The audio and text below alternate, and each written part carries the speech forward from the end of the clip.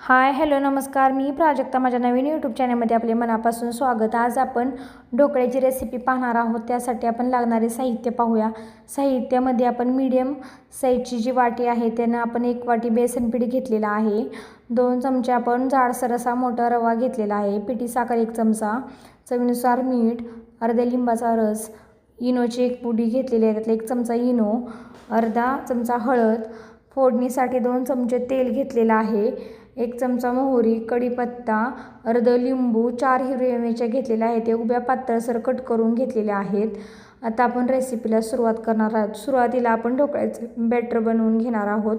त्याच्यामध्ये आपण 1 बाउल घेतलेला आहे. बाउलमध्ये आपण जी वाटी आपण बेसन पीठ घेतलेलं आहे ते बेसन पीठ त्याच्यामध्ये घालून घेणार आहोत. हे बेसन पीठ चाळलेलं असावं. आपण हे बेसन पीठ छान असं चाळून घ्यायचं, त्याच्यामुळे छान अशी ढोकळ्याला जाळी येते.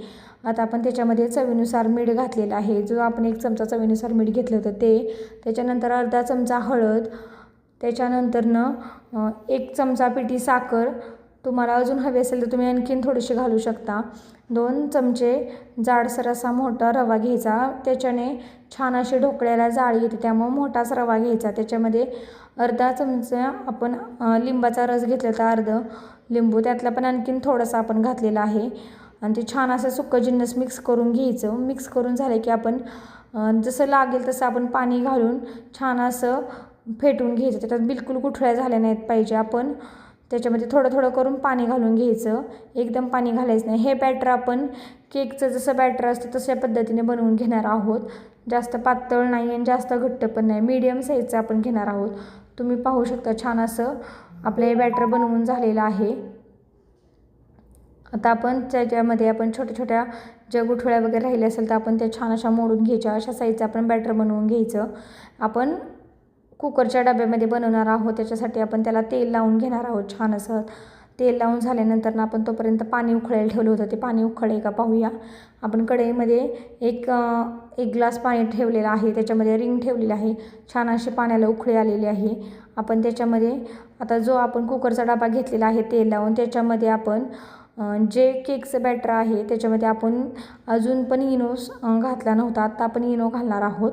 तो इनो घातल्यानंतर आपण त्याच्यावरती थोडंसं 1 चमचाभर पाणी घालून त्याच्यामध्ये घालणार आहोत.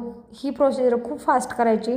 इनो पटकन ॲक्टिव्ह होतो आणि इनो घातल्यानंतर हे लगेच फास्टमध्ये आपण त्याच्यामध्ये मिक्स करायचं आणि लगेच कुकरचा आपण डबा घेतलेला आहे त्याच्यामध्ये घालून घ्यायचं. कारण की इनो लगेच त्यातनं इनोमधून ते बाहेर पडलं जातं, त्यामुळे लगेच आपण इनो पटकन घालून घ्यायचं. ते कुकरमध्ये बॅटर आपण इनो लगेच ॲक्टिव्हेट व्हायला लागतो, त्याच्यामुळे त्याची प्रोसिजर लगेच संपते. त्यामुळे आपण तो पटकन त्याच्यामध्ये घालून घ्यायचा आणि घालून झाल्यानंतर आपण हलक्या हाताने तो डबा टॅप करून घ्यायचा. त्याच्यानंतरनं आपण तो टॅप करून झाला की लगेच आपण जे पाणी कढईत उकळत ठेवलं होतं त्याच्यावरचं हलकंसं झाकण काढून घ्यायचं आणि लगेच आपण त्याच्यामध्ये तो डबा ठेवून द्यायचा.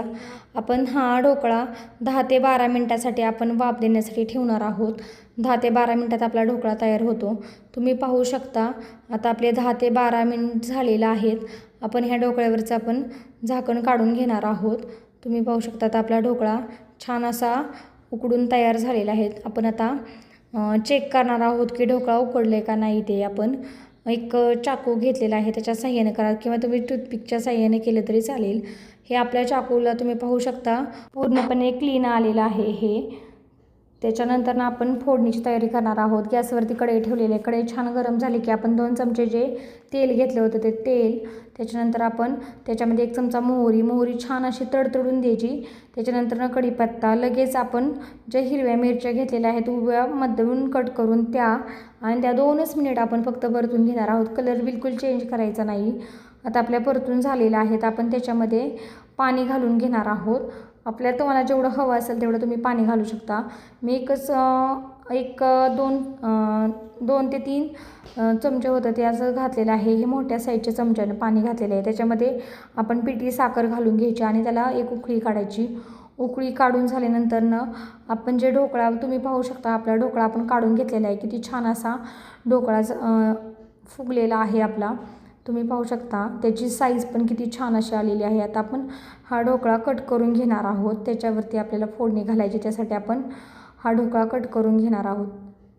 तुम्ही पाहू शकता किती छान असा फुगलेला आहे आणि फ्लफी पण झालेला आहे. आपण घरच्या डाळीच्या पिठापासून हा ढोकळा बनवलेला आहे. तुम्ही नक्की एकदा बनवून पहा. तुम्ही पाहू शकता किती छान असा स्पंजी झालेला आहे. आता आपण त्याच्यावरती जी फोडणी बनवून घेतलेली आहे ती फोडणी त्याच्यावरती घालून घेणार आहोत. इकडे पसरून ही फोडणी घालायची. तुम्हाला ही ढोकळ्याची रेसिपी कशी वाटली नक्की कमेंटमध्ये सांगा. व्हिडिओ आवडला तर लाईक करा, शेअर करा आणि सबस्क्राईब करा.